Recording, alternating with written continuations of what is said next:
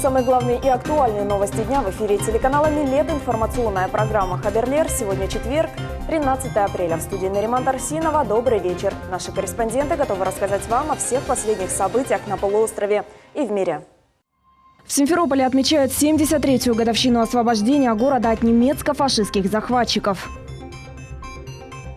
В фонд новой 44-й школы поступили первые книги.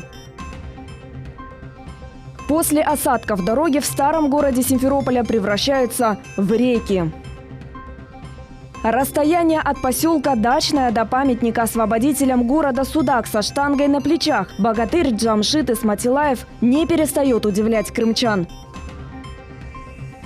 Можно ли выращивать лимоны в Крыму? Шевки Шерфединов совершил невозможное.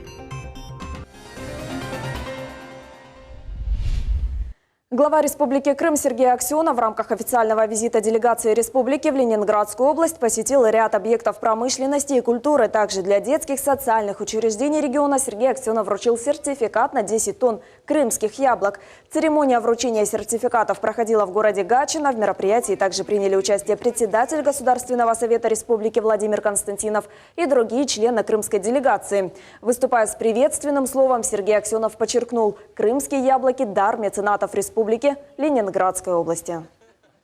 Это просто от чистого сердца, и это дар наших меценатов. Поэтому, друзья, спасибо. Будем приезжать не с пустыми руками постоянно, Саныч. Поэтому в Ленинградской области низкий поклон, Гатчине, слова благодарности, уважения за поддержку, за понимание, за все, что вы делаете для Республики Крым. Спасибо вам огромное. Губернатор Ленинградской области Александр Дрозденко поблагодарил крымчан за подарок и отметил, что с завершением строительства Крымского моста регион будет готов принять не только партии витаминной продукции для детских учреждений, но и оказать помощь в предпродажной подготовке и переработке фруктов на предприятиях области. Сегодня состоялась пресс-конференция в формате телемоста «Москва-Симферополь», посвященная третьему Ялтинскому международному форуму, который будет проходить 20-22 апреля. В мероприятии принял участие глава Республики Крым Сергей Аксенов, а также иностранные представители. Подробнее в сюжете Асана Абибулаева. Глава Республики Крым Сергей Аксенов отметил политическую важность форума, подчеркнув, что благодаря этому форуму множество зарубежных дипломатов, журналистов и представителей бизнеса приезжают на это мероприятие, что позволяет им сложить свою точку зрения о ситуации в Крыму. Я хочу сказать спасибо журналистам всем, поскольку практически вся информация с прошлого форума, с позапрошлого была выдана объективно. Вот благодаря этому и жители европейских стран узнают о том, что на самом деле происходит на территории Республики Крым. И вот, наверное, это значение форума является, наверное, основным на сегодняшний день. В любом случае, там экономический эффект, конечно, есть, будет, и приезжает много представителей бизнеса из Российской Федерации, уже с других субъектов, с других стран, в общем, около 40 стран присылают своих представителей в этом году на форум. На мой взгляд, политическое значение его неоценимо. Также глава республики заявил о большой эффективности форума и о положительной динамике подобных мероприятий. Движение есть на самом деле. После форума у нас побывало еще около 30 зарубежных представителей бизнес-компаний. На самом деле я вижу, что динамика усиливается с каждым годом.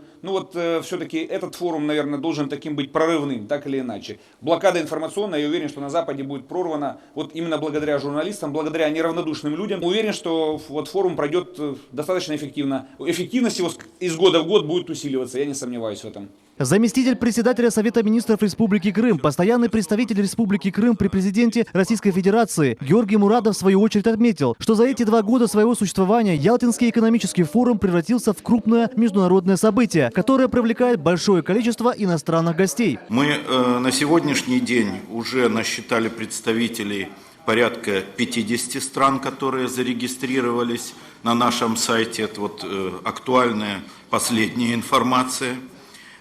И рассчитываем, что количество участников будет около 200 человек из зарубежных стран.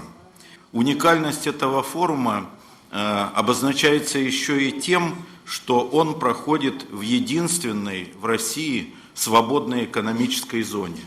Это очень важно для иностранных гостей, для иностранных инвесторов, которые, даже судя по своему активному участию, оценивают как очень важный элемент создания в нашем государстве, такой свободной экономической зоне. В ходе телемоста Симферополь-Москва иностранные представители отметили, что СМИ в Европе действуют в одном направлении, стараются преуменьшить и замолчать значение этого форума. Заместитель председателя комитета по окружающей среде Палаты депутатов парламента Чешской Республики Ярослав Голик выступает за снятие санкций с России и считает, что будущее Европы в сотрудничестве с Российской Федерацией. Ярослав Голик очень рад, что существуют подобные форумы, где есть возможность общаться друг с другом. Подобные мероприятия доказывают стремление России к открытости. Наше политическое движение тоже считает, что санкции против России несправедливые, а мы готовы наладить экономические отношения для дальнейшего сотрудничества.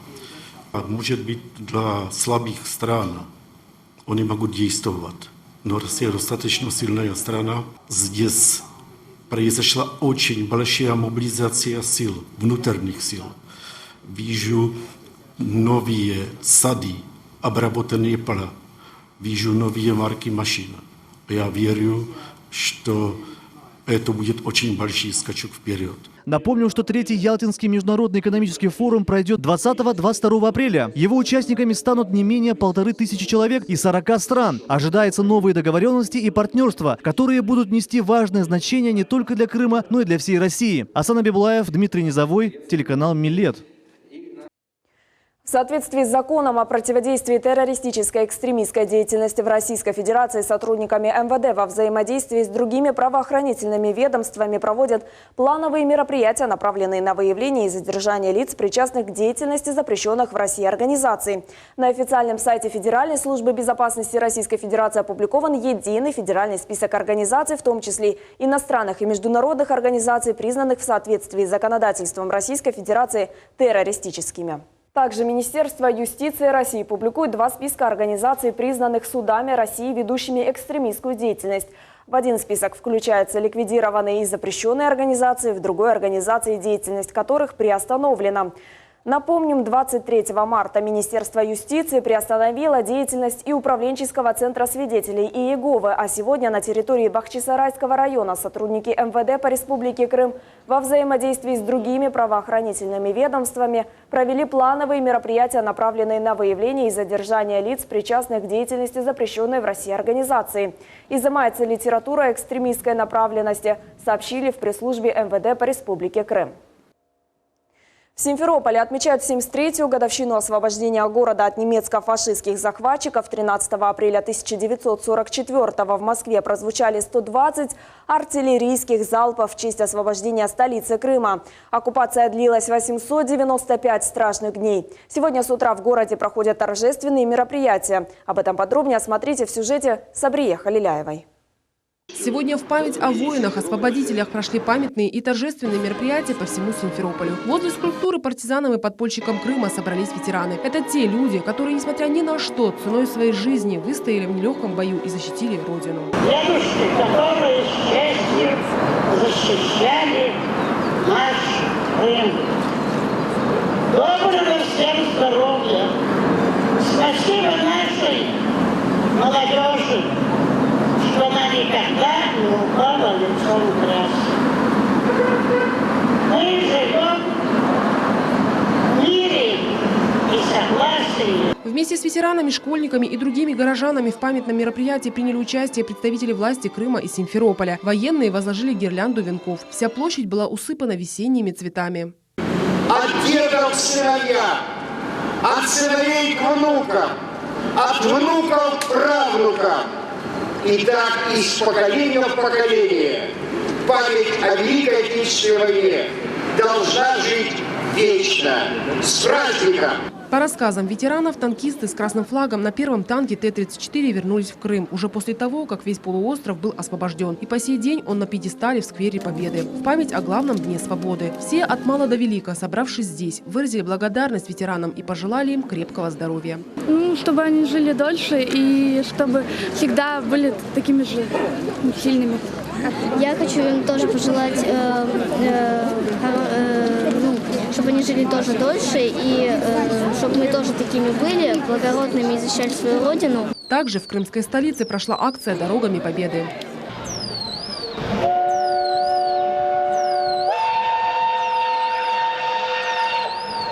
На Симферопольскую железнодорожную станцию прибыл легендарный поезд Победы. Состав времен Великой Отечественной войны. На перроне встречают более 1000 жителей Симферополя с весенними букетами цветов. С праздником! Все желающие смогли увидеть состав, укомплектованный платформой, на которой размещены образцы артиллерийского и стрелкового оружия, а также крытым вагоном-теплушкой. Он ходит уже 2 года. Сам поезд привезли к нам с Тихорецкой. Вагон же наши крымские. На этой платформе представлены 2 орудия. Это 45-миллиметровая известная пушка, еще была создана в 1938 году, и пушка ЗИС-3 43 года. 76 миллиметров калибра. А нашей съемочной группе удалось попасть в сердце уникального паровоза.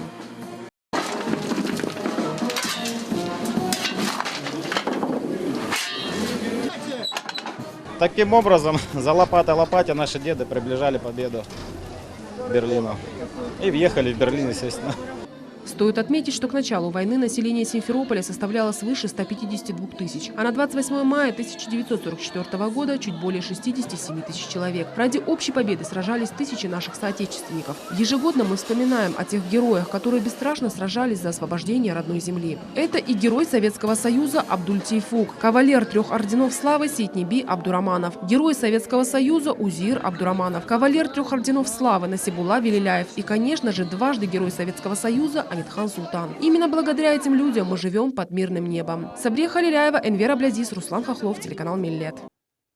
В Симферополе грузовик без тормозов снес забор и влетел во двор дома. Авария произошла днем на улице Беспалова, где у грузового автомобиля КАМАЗ отказали тормоза.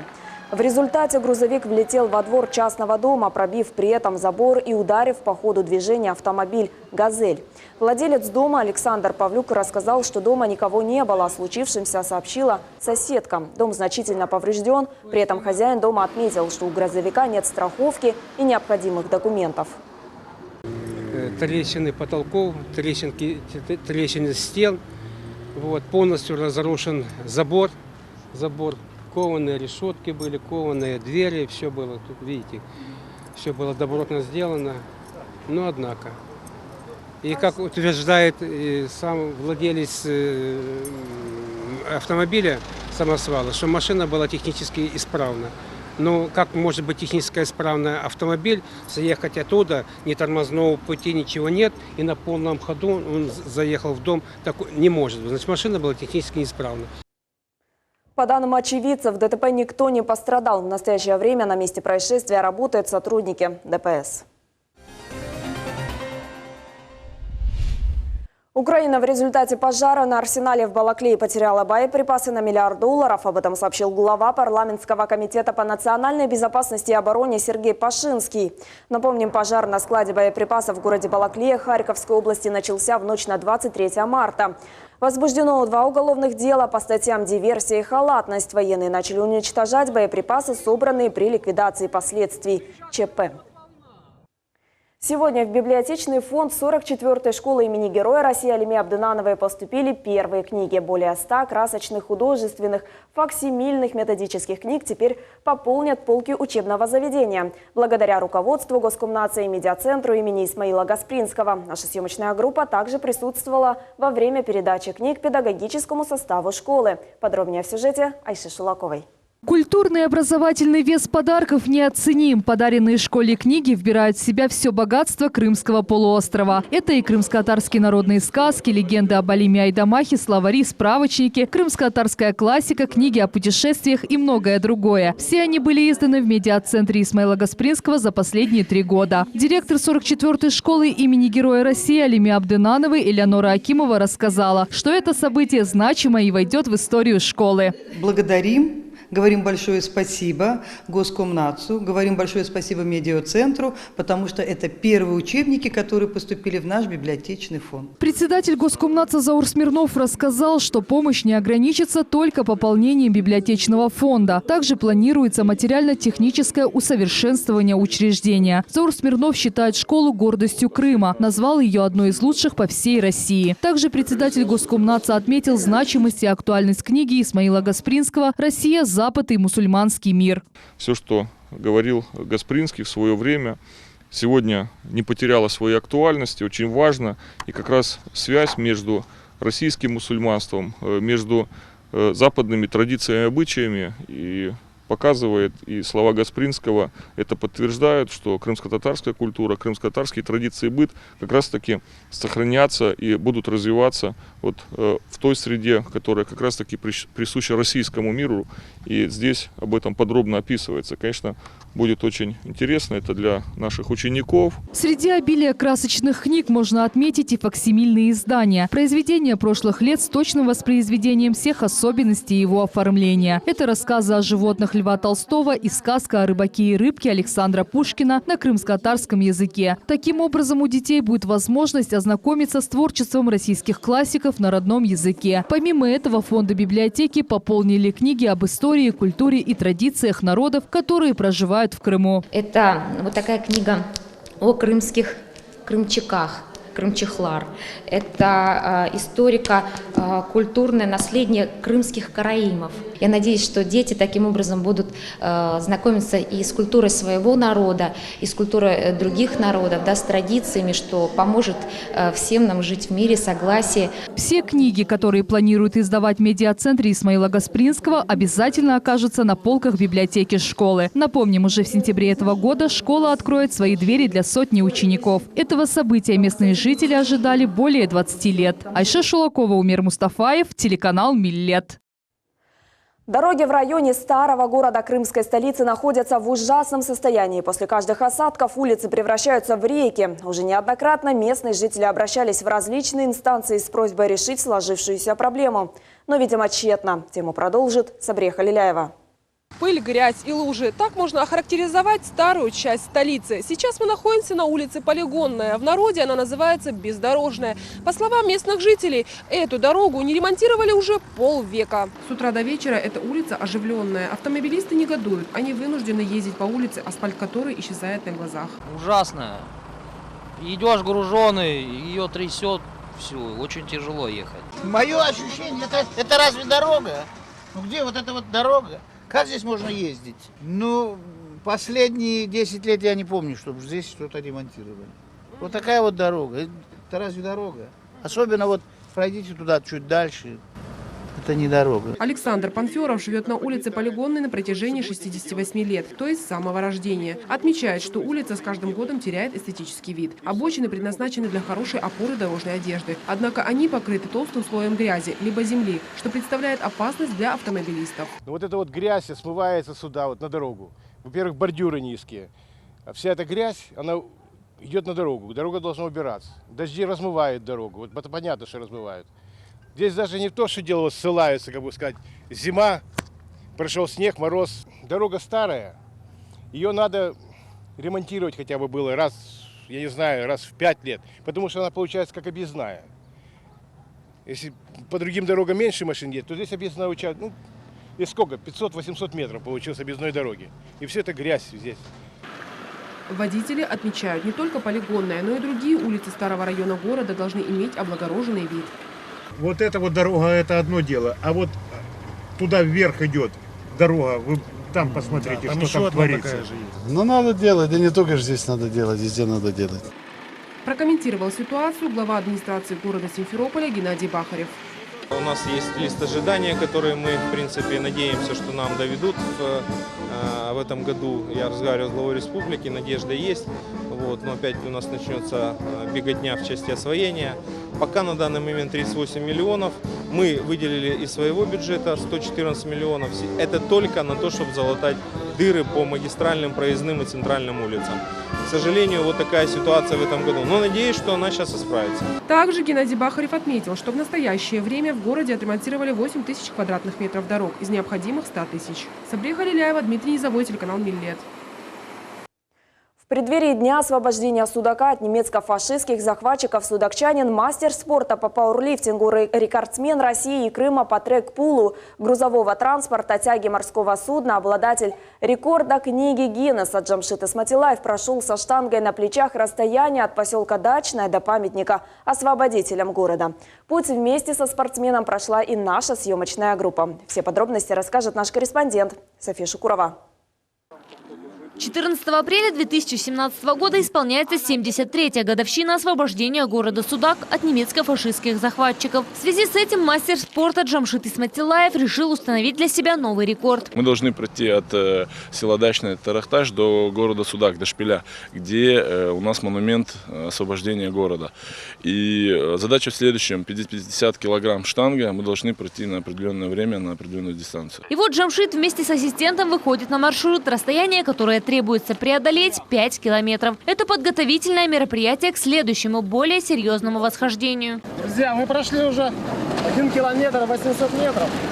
Осталось приблизительно порядка 1,5-2 километра.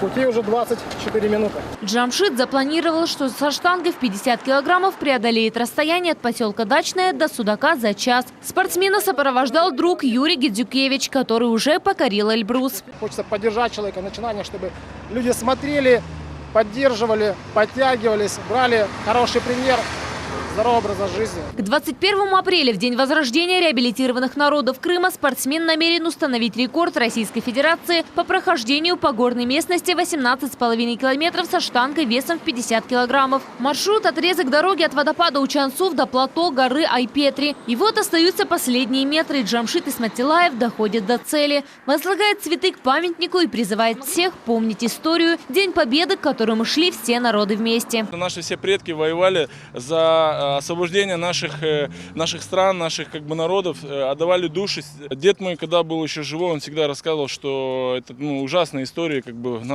нашего народа. То есть он говорил, как он освобождал, сколько их разных национальностей были у них в роте. И он дошел до Львова, защищал Львов. Второй дедушка, я, к сожалению, его не видел, он защищал Ленинград. Основная задача как крымского татарина – чтить предков. Если мы не чтим предков, это большая-большая ошибка. Администрация города Судак гордится своими богатырями. Мы всегда рады людям, особенно нашим местным судакчанам, богатырям, которые занимаются спортом, пропагандируют спорт среди детей. Администрация города будет всегда поддерживать такие мероприятия. Джамшид Исматиллаев призывает молодых ребят заниматься спортом. Заниматься спортом, кто где-то себя найдет, конечно, не советую, может, не совсем это корректно будет привлекать к этому виду спорта, но заниматься единоборствами, заниматься активными видами спорта. Больше двигаться, и все будет хорошо. Джамшид прошел расстояние около 5 километров со штангой 50 килограмм. Чтобы убедиться, насколько это нелегко, я решила попробовать. Тяжело. Гордимся героем нашего сюжета. Из Судака София Шукурова, Рамазан Аливапов, телеканал Миллет.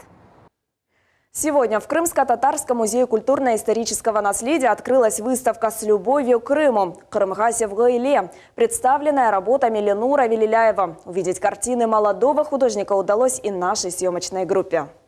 Талантливый мастер представил экспозицию, состоящую из 30 произведений, основным содержанием которых являются крымские пейзажи, тихие улочки старых крымских городов, историческая и культовая архитектура крымских татар. Ленур Вилиляев родился в Наманганской области Узбекистана. В 1995 году его семья переехала в Крым и обустроилась в городе Евпатория. На вопрос, как началась творческая карьера, Ленур Вилиляев ответил так. Сначала это не особо было заметно, что я проявляю какой-то особый интерес и имею какие-то особые к этому таланты.